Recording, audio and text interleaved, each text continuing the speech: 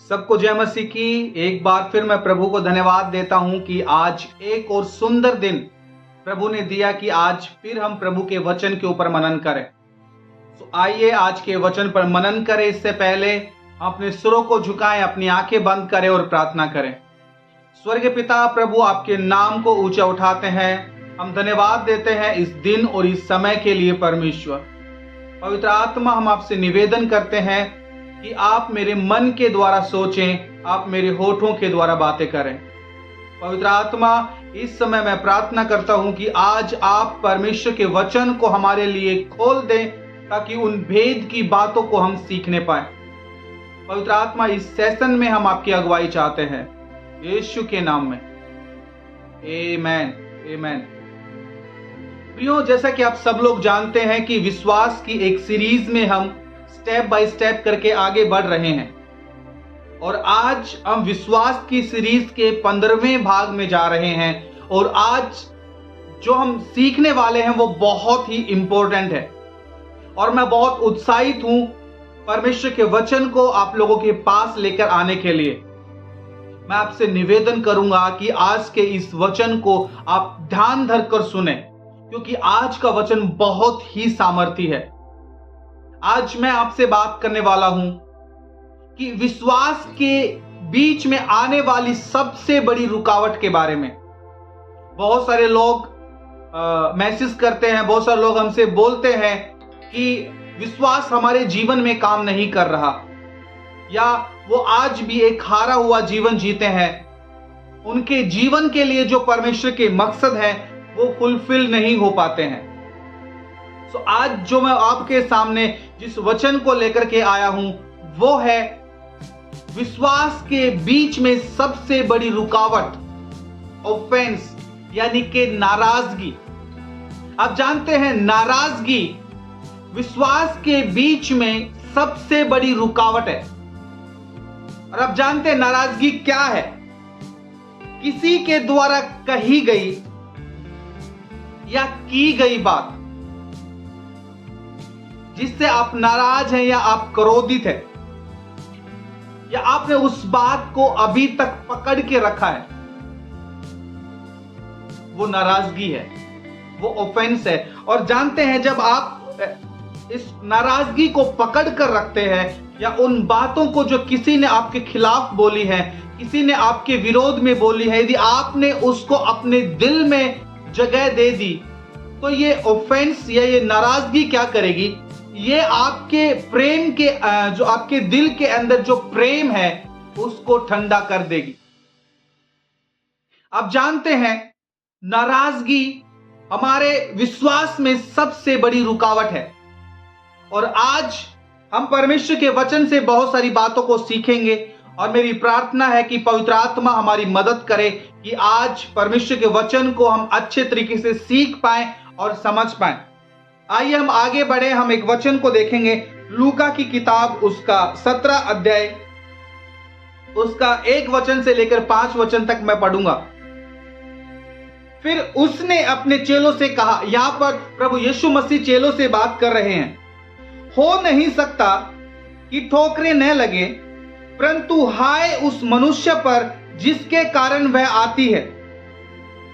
जो इन छोटों में से किसी एक को ठोकर खिलाता है, उसके लिए यह भला होता कि चक्की का पाट उसके गले में लटकाया जाता और वह समुद्र में डाल दिया जाता। सचेत रहो, यदि तेरा भाई अपराध करे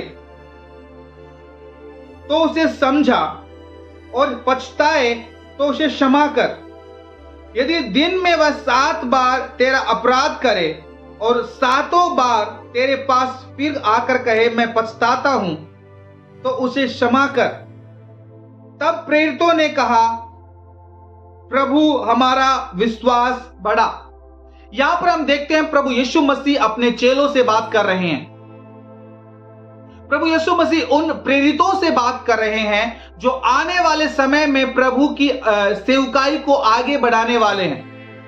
और जब प्रभु अपने चेलों से, उन प्रेरितों से बात करते हुए कहते हैं कि तुम्हारा भाई यदि दिन में 7 बार तुम्हारे खिलाफ अपराध करता है और 7 बार वो आकर आपसे कहे कि मैं पछताता हूं, मुझे क्षमा कर, तो प्रभु उनसे कह रहे हैं कि तुम्हें क्या करना है, तुम्हें उन्हें क्षमा कर देना है, उन्हें माफ कर देना है।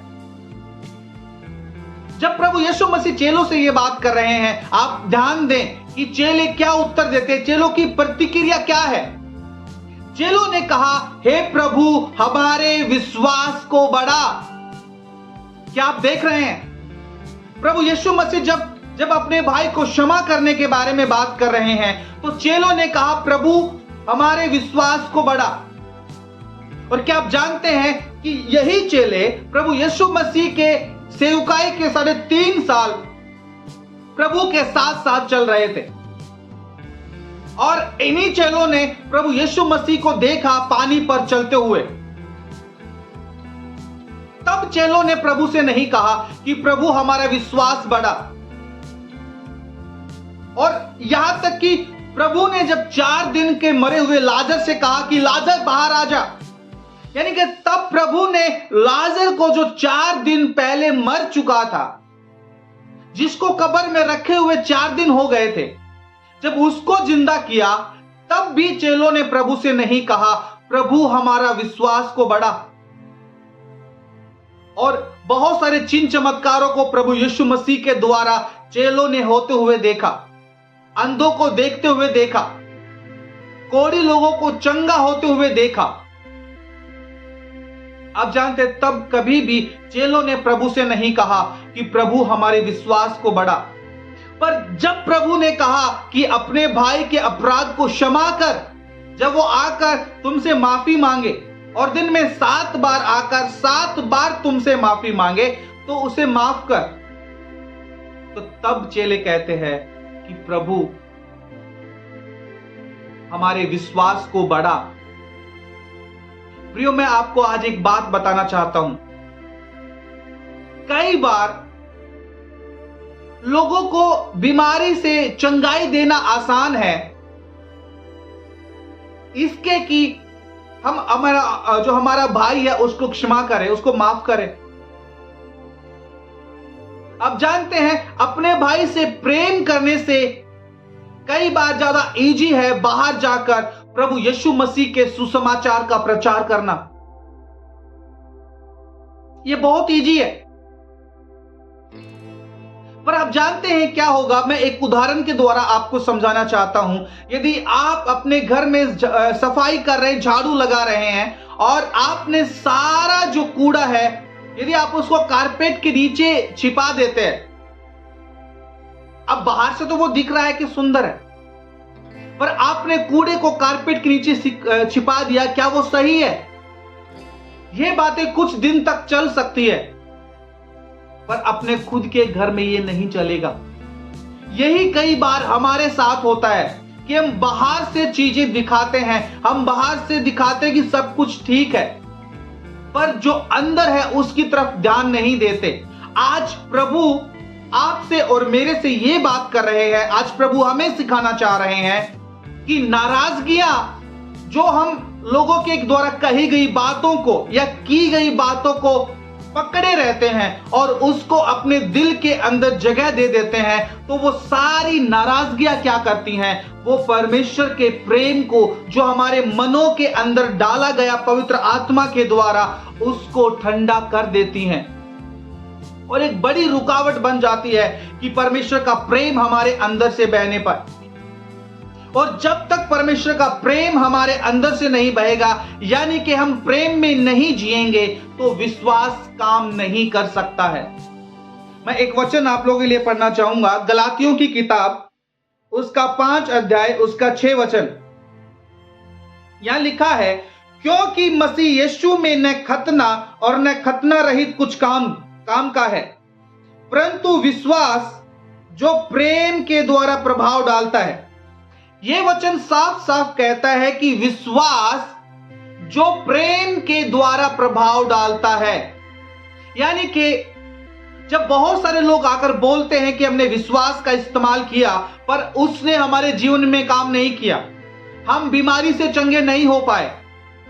अब बहुत सारे ऐसे लोगों से मिलेंगे जिनके जीवन में फल नहीं दिखता है, जो आज भी नया जन्म पाने के बावजूद भी उन समस्याओं में, उन परेशानियों में जीवन बिता रहे हैं। आप जानते हैं सबसे बड़ी रुकावट उनके जीवन में कि परमेश्वर का वचन काम कर पाए या विश्वास उनके जीवन में काम कर पाए, वो सबसे बड़ी रुकावट है जो उनके दिलों में लोगों को लेकर, लोगों के द्वारा कही गई बातों को लेकर नाराजगियां हैं। हो सकता है कई बार आपके पेरेंट्स ने आपके खिलाफ कुछ बातें बोल दी होंगी, जिन बातों को आपने पकड़ लिया होगा और आप उन बातों को अपने दिल में लेकर के बैठे हैं। आप जानते हैं ये चीजें क्या कर रही हैं? ये चीजें हमारे दिल के अंदर, रोमियो 5:5 में लिखा है कि पवित्र आत्मा के द्वारा हमारे मनों में प्रेम उड़ेला गया है, उस प्रेम को ठंडा कर देती है। और नाराजगियां, आप जानते हैं नाराजगियां क्या करती है? हमारी डेस्टिनी उसको रोक देती हैं। हम देखते हैं पहली बार ये नाराजगी जो हम बाइबल के अंदर देखते हैं, वो देखते हैं जब कैन और हाबिल दोनों परमेश्वर को अपनी भेंट चढ़ाने के लिए आए, और परमेश्वर ने हाबिल की भेंट को तो ग्रहण किया पर कैन की भेंट को ग्रहण नहीं किया। आप जानते हैं उस समय क्या हुआ? बाइबल बताती है कैन हाबिल से क्रोधित हुआ या नाराज हुआ। कैन हाबिल से नाराज हुआ और तब परमेश्वर कैन से बात करते हैं। उत्पत्ति की किताब उसका 4 अध्याय उसका 6 और 7 वचन मैं आप लोगों के लिए पढ़ना चाहता हूं। अतः यहोवा ने कैन से कहा, तू क्यों क्रोधित है और तेरा मुंह क्यों उतरा हुआ है? यदि तू भला करे तो क्या तुझे स्वीकार नहीं किया जाएगा, और यदि तू भला ना करे तो पाप द्वार पर खड़ा है और उसकी लालसा तेरे लिए है, परंतु तुझे उस पर प्रभुता करनी है।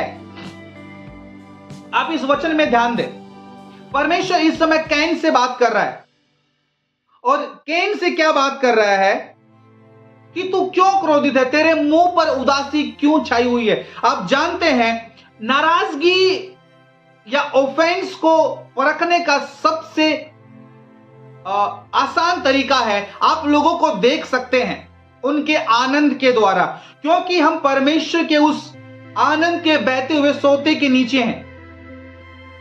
यदि हमारे जीवन में आनंद बह रहा है, हमारे चेहरे से आनंद बह रहा है, तो आप समझ पाएंगे कि जिसके जीवन में आनंद बह रहा है उस व्यक्ति ने नाराजगी को अपने अंदर जगह नहीं दी है। पर जिस व्यक्ति ने नाराजगी को अपने अंदर जगह दी, आप उसको देखेंगे उसका मुंह उतरा हुआ होगा और आप उसको हजारों लाखों की भीड़ में उस व्यक्ति को आसानी से पहचान सकते हैं। और यहां परमेश्वर कैन से यही बात कहता है, तेरा मुंह क्यों उतरा हुआ है? अब ध्यान देना, तू भला करे तो क्या तुझे स्वीकार नहीं किया जाएगा, और यदि भला ना करे तो पाप द्वार पर खड़ा है और उसकी लालसा तेरे लिए है। यहां जो शब्द लिखा है पाप द्वार पर खड़ा है, इस पाप के लिए इब्रानी जो शब्द का इस्तेमाल किया गया है वो है खताओ। मैं फिर से बोलूंगा, पाप के लिए जो इब्री शब्द का इस्तेमाल यहां किया गया वो शब्द है खताओ, जिसका अर्थ है ऑफेंस या नाराजगी। अब प्रभु क्या कह रहा है कैन से? प्रभु कह रहा है यदि तू भला ना करे तो नाराजगी द्वार पर खड़ी है और उसकी लालसा तेरी ओर होगी। पर प्रभु एक और बात कह रहा है, पर तुझे उस पर प्रभुता करनी है। प्रियो, आज प्रभु हमसे बात कर रहा है, आज प्रभु आपसे बात कर रहा है कि जिस नाराजगी को लेकर आप बैठे हैं उस नाराजगी के ऊपर आपको प्रभुता करनी है। इसीलिए प्रभु ने हमें बनाया है। हमें उस नाराजगी को अपने अंदर जगह नहीं देना है, वरन उसके ऊपर प्रभुता करनी है। कई बार जब हम नाराज होते हैं, आप जानते हैं हम हमारी जीवन में उन चीजों को पाने में संघर्ष करते हैं जिन सारी चीजों के लिए परमेश्वर ने हमसे वायदा किया। यहां हम देखते हैं कैन नाराज था और अब एक और बात मैं आपको बताना चाहता हूं, जब हम नाराज होते हैं, आप जानते हैं उसका एक साइन, एक चिन्ह भी दिया जाता है। केन को वो चिन्ह दिया गया, उसके माथे पर एक चिन्ह दिया गया।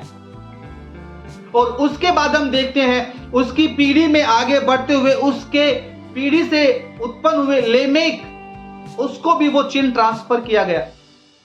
पर परमेश्वर चाहते हैं कि आप और मैं परमेश्वर के प्रेम में बहने पाए, आप और मैं प्रेम में जीने पाए, प्रेम में चलने पाए, क्योंकि विश्वास वो भी प्रेम के द्वारा प्रभाव डालता है। और बिना विश्वास के आप और मैं परमेश्वर से कुछ भी प्राप्त नहीं कर सकते हैं। क्या आप मेरी बात को समझ पा रहे हैं?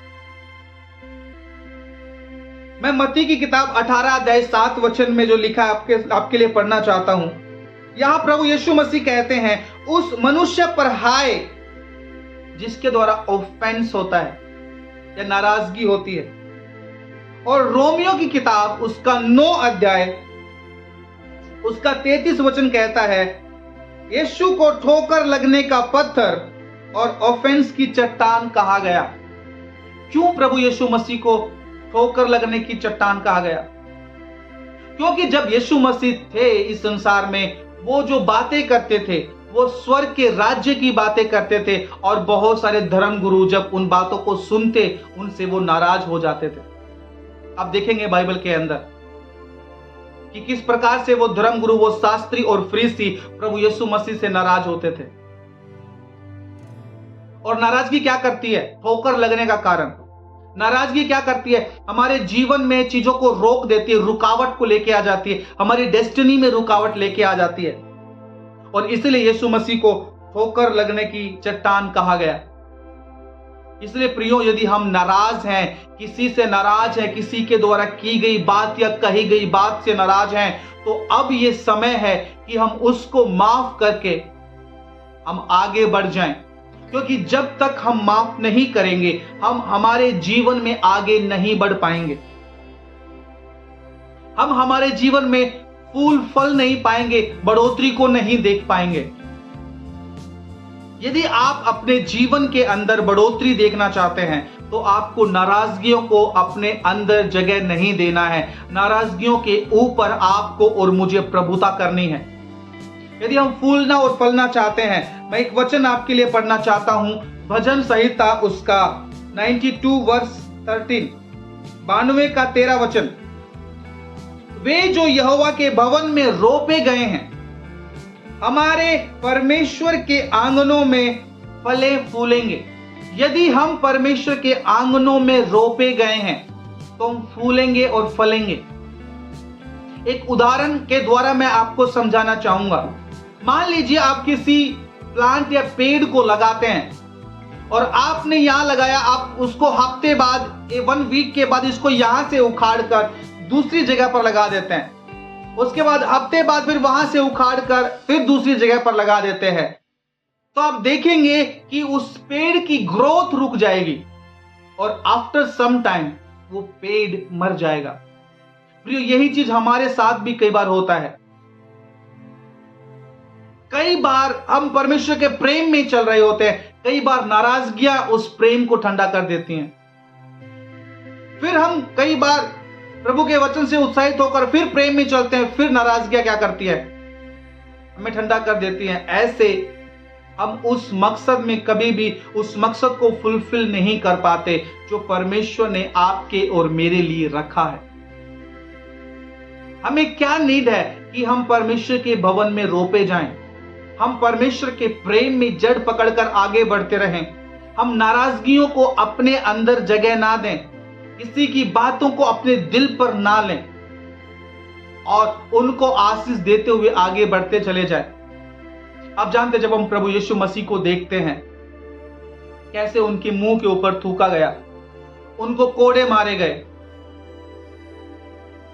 और जब उनको क्रूस के ऊपर चढ़ा दिया गया तो प्रभु यीशु मसीह ने कहा, हे पिता, इन्हें माफ कर, क्योंकि ये नहीं जानते ये क्या कर रहे हैं। प्रभु ने नाराजगियों को अपने दिल में जगह नहीं दी। और फिर हम देखते हैं प्रेरितों के काम में स्तिफनुस को, जब उसको पथराव करके मारा जा रहा था, आप जानते हैं तब भी उसने कहा पिता इन्हें माफ कर, ये नहीं जानते ये क्या कर रहे हैं। यानी कि स्तिफनुस ने भी अपने दिल में जगह नहीं दी ऑफेंस को। और प्रभु क्या कह रहा है, जो ऑफेंस या नाराज करते हैं, भला होता कि उसकी चक्की में, उसके गले में चक्की का पात डाल करके उसको समुद्र में फेंक दिया जाता। और ऑफेंस हमारी परिपक्वता को प्रकट करता है। यदि हम ऑफेंस नहीं होते, नाराज नहीं होते, तो एक साइन है कि हम परिपक्वता की तरफ बढ़ रहे हैं। एक वचन मैं आपके लिए पढ़ना चाहूंगा, भजन संहिता 119 अध्याय उसका 165 वचन। आपके वचन के प्रेमियों के लिए इतनी बड़ी शांति और कल्याण उपलब्ध है। ये टीपीटी वर्जन का हिंदी अनुवाद मैं पढ़ रहा हूं। आपके वचन के प्रेमियों के लिए इतनी बड़ी शांति और कल्याण उपलब्ध है और वह कभी भी नाराज नहीं होंगे। यदि आप परिपक्वता की तरफ बढ़ रहे हैं, यदि आप परमेश्वर के वचन के प्रेमी हैं, तो आप कभी भी नाराज नहीं होंगे। इसलिए प्रियो, आपको और मुझे परमेश्वर के वचन के प्रेमी होना है। हमारे मन को, हमारे दिल को हमें परमेश्वर के वचनों से भर लेना है। आप जानते हैं, खुश है वह आदमी जो आसानी से नाराज नहीं होता है, और उससे भी ज्यादा खुश उसके आसपास के लोग होते हैं। तो होने दो कि आप सबसे खुश लोग हों और आपके आसपास रहने वाले लोग और भी ज्यादा खुश हों, क्योंकि आप नाराज नहीं होते हैं। क्योंकि जब हम नाराज होते हैं तो नाराजगियां क्या करती हैं? नाराजगियां हमारे जीवन में बैरिकेड का काम करती है, जो रोक देती है हमें आगे बढ़ने से। पर परमेश्वर आपको और मेरे से ही उम्मीद करता है कि हम बढ़ते चले जाएं, हम फूलते फलते चले जाएं। हालेलुया। और आप जानते हैं, जब नाराजगियां हमारे अंदर होती हैं, हम परमेश्वर के अनुग्रह से भी वंचित रह जाते हैं। और आप जानते हैं कि हर एक एरिया में हमें परमेश्वर का अनुग्रह चाहिए। पौलुस कहता है, पौलुस से प्रभु बात करते हुए कहता है कि मेरा अनुग्रह तेरे लिए काफी है। जिस भी परिस्थिति, जिस भी सिचुएशन में आज हम हैं, उस परिस्थिति में हमें परमेश्वर का अनुग्रह चाहिए। और परमेश्वर के अनुग्रह में रुकावट हो सकती है हमारी नाराजगी, ऑफेंस। मैं एक वचन आपके लिए पढ़ना चाहूंगा, इब्रानियों की किताब उसका 12 अध्याय 14 से 15 वचन। सबसे मेल मिलाप रखो और उस पवित्रता के खोजी हो जिसके बिना कोई प्रभु को कदापि न देखेगा। ध्यान से देखते रहो, ऐसा न हो कि कोई परमेश्वर के अनुग्रह से वंचित रह जाए और कोई कड़वी जड़ फूट कर कष्ट दे और उसके द्वारा बहुत से लोग अशुद्ध हो। तो हमें ध्यान देना है कि कोई भी परमेश्वर के अनुग्रह से वंचित ना रहे। तो वचन कहता है, कहीं कोई कड़वी जड़ फूट कर, यानी कि जब हम नाराज होते हैं तो हमारे अंदर क्या हो रहा है? वो कड़वी जड़ फूट रही है, वो कड़वी जड़ फूट कर बाहर निकल रही है। और जब वो ऐसा होगी तो हम परमेश्वर के अनुग्रह से वंचित हो जाएंगे और उसके द्वारा बहुत से लोग अशुद्ध हो गए। और हम अपने आप को अशुद्ध कर लेते हैं, अपने आप को हम परमेश्वर के उस प्रेम में बहने नहीं देते हैं। मैं विश्वास कर रहा हूं कि इन वचनों को आप समझ पा रहे हैं। आप जानते हैं, मैं एक और वचन आप लोगों के लिए पढ़ना चाहता हूं। लूका की किताब 6 अध्याय उसका 38 वचन लिखा है, दो और तुम्हें भी दिया जाएगा, पूरा नाप दबा दबा कर, हिला हिलाकर और उबरता हुआ तुम्हारी गोद में रखा जाएगा, क्योंकि जिस नाप से तुम नापते हो उसी से तुम्हारे लिए भी नापा जाएगा। ज्यादातर लोग इस वचन को उदारता के रूप में दिखाते हैं। हाँ, इस वचन में देना शामिल है, लेकिन हम आज पूरी तस्वीर को देखेंगे कि प्रभु इस वचन में हमें क्या सिखाना चाह रहा है। तो पूरी तस्वीर को हम देखें तो उसके लिए हमें इससे पहले का वचन पढ़ना पड़ेगा। हम अब देखेंगे लूका 6:37 और 38 दोनों को एक साथ मिलकर पढ़ेंगे। तब एक अच्छी पिक्चर हमें मिल पाएगी और हम समझ पाएंगे कि प्रभु हमें क्या कहना चाह रहे हैं। यह लिखा, दोष मत लगाओ और तुम पर भी दोष नहीं लगाया जाएगा। निंदा मत करो और तुम्हारी निंदा नहीं की जाएगी। क्षमा करो और तुम्हें क्षमा किया जाएगा।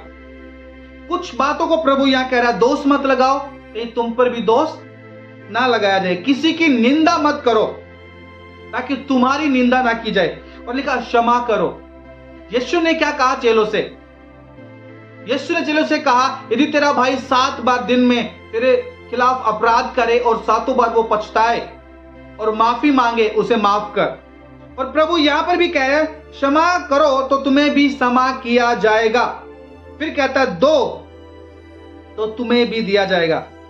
आप जानते हैं पैसा इसका एक हिस्सा है, बट और चीजों के लिए प्रभु कहता है हमें क्षमा करना है, क्योंकि जब हम क्षमा करेंगे तो हम क्षमा पाएंगे, हमें क्षमा दी जाएगी। यानी कि नाराजगी को हमें हमारे दिल के अंदर जगह नहीं देना है, हमें हमारे दिल को साफ रखना है। हमें हमारे दिल को साफ रखना है। एक और वचन मैं पढ़ना चाहूंगा, मत्ती की किताब उसका 5 अध्याय उसका 8 वचन। यीशु ने कहा, धन्य हैं वे जिनके मन शुद्ध हैं। प्रभु उन लोगों को धन्य कहते हैं जो नाराजगियों को आने नहीं देते हैं। प्रभु उन लोगों को धन्य कहते हैं जो क्षमा करते हैं, जो माफ करते हैं। ये वचन क्या कह रहा है? धन्य हैं वे जिनके मन शुद्ध हैं। आप जानते हैं हमें हमारे दिल की लगातार सफाई करना बहुत जरूरी है। और आज मैं ये विश्वास कर रहा हूं कि जब प्रभु का वचन आपके और मेरे पास आ रहा है, प्रभु हमारे मन की सफाई कर रहा है, हमारे दिल की सफाई कर रहा है। प्रभु उन सारी नाराजगियों को हमारे अंदर से निकाल रहा है। प्रियो, हमें जरूरत है। अब जानते हैं कभी कभी कुछ ऐसा कह देते हैं, कुछ लोग ऐसा कह देते हैं जिससे बहुत चोट लग जाती है दिल पे। हम दिल पे चीजों को लेकर बैठ जाते हैं, और यदि आप उस चोट को पकड़े रहते हैं तो वो नाराजगी बन जाती है, वो ऑफेंस बन जाती है। पर यीशु ने कहा कि ऑफेंस आएंगे तो मुझे आज ही उन ऑफेंस के लिए तैयार रहना चाहिए। हमें उसके लिए तैयार रहना पड़ेगा, हमें उसको जगह नहीं देनी है। प्रभु ने कहा ऐसा हो नहीं सकता कि ऑफेंस ना आए, नाराजगी ना आए। आप मेरी बात को समझ पा रहे हैं? आज मैं आपको एक बात बता रहा हूं, प्रेम ऑफेंस का इलाज है। उस नाराजगी का जो इलाज है वो है प्रेम। आप जानते हैं बिना प्रेम के हम नाराजगी के ऊपर जय नहीं पा सकते। बिना प्रेम के हमारा विश्वास प्रभावशाली नहीं होगा। और इसलिए परमेश्वर कहता है किसी ने परमेश्वर को नहीं देखा, पर जब हम प्रेम करते हैं परमेश्वर हमारे बीच में बना रहता है और हम परमेश्वर को जानते हैं। ऐसे ही मुझे एक गवाही याद आती है। परमेश्वर के एक अद्भुत दास जो आज प्रभु के पास हैं, जिनका नाम है स्मिथ विगल्सवर्थ। वो अपनी किताब में इस टेस्टिमनी को लिखते हैं और वो बताते हैं कि कैसे प्रभु ने उनको इस्तेमाल किया। उसमें सबसे बड़ा जो रोल था वो उनकी पत्नी का था। हाँ, परमेश्वर का रोल है, पर फिर भी वो बोलते कि मेरी पत्नी का सबसे बड़ा रोल रहा। क्योंकि जब वो अपने व्यवसाय में व्यस्त थे, अपने कामकाज में व्यस्त थे, तो वो इस प्रकार से लिखते हैं कि धीरे धीरे करके वो चर्च से दूर होते चले गए और एक प्रकार से वो बैकस्लाइड हो गए। पर उनकी वाइफ लगातार चर्च जाती थी। और एक दिन स्मिथ विगल्सवर्थ ने अपनी पत्नी से कहा कि तुम हर बार चर्च ही रहती हो, चर्च में ही जाती रहती हो। तो उसने कहा अपने बिस्तर को लेकर वहीं डाल लो।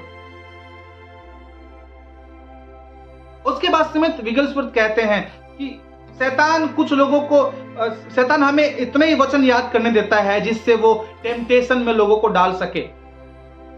और स्मिथ विगल्सवर्थ ने कहा कि हाँ, मैं जानता हूं कि प्रभु का वचन कहता है कि पत्नियों को पति के अधीन रहना है। और इस वचन को कोट करते हुए स्मिथ विगलस्वर्थ अपनी पत्नी से कहता है, इसलिए मैं तुमसे कहता हूं कि आज से तुम चर्च नहीं जाओगी। पर आप जानते हैं उनकी पत्नी ने कहा कि इस घर में वही होता है जो आप कहते हैं, इस घर के मुखिया आप हैं, पर आप मेरे परमेश्वर नहीं हैं, आप मेरे प्रभु नहीं हैं। और मेरे प्रभु ने कहा है मुझे चर्च में जाना है, इसलिए मैं चर्च जा रही हूं। और जब वो चर्च जाने लगी, स्मिथ विगलस्वर्थ ने कहा, यदि आप जाओगे तो आपके लिए दरवाजा बंद हो जाएगा, घर का दरवाजा आपके लिए बंद हो जाएगा। आप जानते उसकी पत्नी इस बात की परवाह किए बिना चर्च के लिए निकल जाती है और स्मिथ विगलस्वर्थ दरवाजे को बंद कर देते हैं। और वो ठंडी का समय था। जब वो वापस आती है, उसकी पत्नी के पास दूसरी चाबी नहीं है कि वो दरवाजा खोल सके, पर पूरी रात वो बाहर, घर के बाहर दरवाजे के पास बैठकर पूरी रात उस ठंड में ठिठुरती हुई उस दरवाजे के पास बैठी रहती है। और जब सुबह सुबह स्मिथ विगलस्वर्थ दरवाजा खोलते हैं, जब खोलते हैं तो बिल्कुल सुकड़ी हुई है ठंड की वजह से, और दरवाजा खोलते वो गिर जाती है। पर तुरंत वो उठकर किचन की तरफ दौड़ती है और वो पूछती है कि हनी, वो पूछती है कि आपके लिए मैं क्या बनाऊं, आप क्या खाना पसंद करेंगे ब्रेकफास्ट में। और वो बड़े उत्साह के साथ, बड़े खुशी के साथ स्मिथ विगलस्वर्थ के लिए उसकी पसंद का ब्रेकफास्ट बनाती है। और जब स्मिथ विगलस्वर्थ ब्रेकफास्ट कर रहे थे, वो दोष भावना से भर गए। वो रियलाइज कर रहे थे कि मैं क्या गलत कर रहा हूं। इसलिए वो लिखते हैं कि उनकी पत्नी उनके जीवन के लिए, उनकी मिनिस्ट्री के लिए सबसे ज्यादा प्रभावशाली उनकी पत्नी रही, उसका योगदान रहा। और फिर आप देखते हैं कि कैसे परमेश्वर के दास स्मिथ विगलस्वर्थ को परमेश्वर ने अपनी महिमा के लिए इस्तेमाल किया, क्योंकि उसकी पत्नी ने नाराजगी को अपने अंदर जगह नहीं दी, उसने वापस प्रेम किया। स्मिथ विगलस्वर्थ ने जो उसके साथ किया, उसकी पत्नी ने वापस उसके साथ नहीं किया, वरन उसने प्रेम दिखाया। और जैसे मैंने बताया कि नाराजगी को प्रेम के द्वारा मिटाया जा सकता है। प्रियो, मैं आपसे आज अनुरोध करूंगा कि अपने अंदर नाराजगी को मत आने दें। यदि नाराजगी हमारे अंदर आएंगी तो वो एक बड़ा रुकावट बन जाएंगी, हम आगे नहीं बढ़ पाएंगे, हम वो मकसद, वो उद्देश्य पूरा नहीं कर पाएंगे जो परमेश्वर ने आपके और मेरे लिए रखा है। आप जानते हैं, जब मैं ये मैसेज का प्रीच कर रहा हूं, इसका मतलब ये नहीं कि मैंने इसके ऊपर जय पा लिया, पर इस समय हम इनके ऊपर जय पा रहे हैं। हम कोशिश कर रहे हैं कि हम नाराजगी को दूर रखें, ताकि हम परमेश्वर के लिए इस्तेमाल होने पाए, हम बढ़ने पाए। और आज परमेश्वर मेरे से और आपसे बात कर रहा है, और परमेश्वर चाहता है कि हम प्रेम में बढ़ते चले जाएं, प्रेम में जड़ पकड़कर आगे बढ़ते चले जाएं, और होने दे कि हमारे अंदर से कड़वाहट नहीं, परंतु परमेश्वर का प्रेम बहने पाए। मैं आपके लिए प्रार्थना करना चाहता हूँ। पिता, मैं धन्यवाद देता हूँ आज के इस अच्छे और सुंदर वचन के लिए। पिता परमेश्वर, इस समय मैं प्रार्थना करता हूँ प्रभु कि सुने गए वचन की आशीष हर एक के ऊपर आने पाए। प्रभु हमारी मदद कर कि हम नाराजगियों को, ऑफेंस को अपने दिल के अंदर जगह ना देने पाए, वरन प्रभु जी प्रेम के द्वारा उनको निरस्त करने पाए। पिता, आपका अनुग्रह हमें चाहिए। पिता परमेश्वर धन्यवाद, आप हमारी मदद करें यीशु के नाम में, आमीन। प्रियो, परमेश्वर आपको इन वचनों के द्वारा आशीष दे। मैं विश्वास करता हूं कि आप जरूर इन वचनों के द्वारा आशीष पाए होंगे। यदि आपने आशीष पाया इन वचनों के द्वारा, तो जरूर अपने दोस्तों तक, अपने परिवारजनों तक जरूर आप इन वीडियो को शेयर करें। परमेश्वर आपको आशीष दे। God bless you.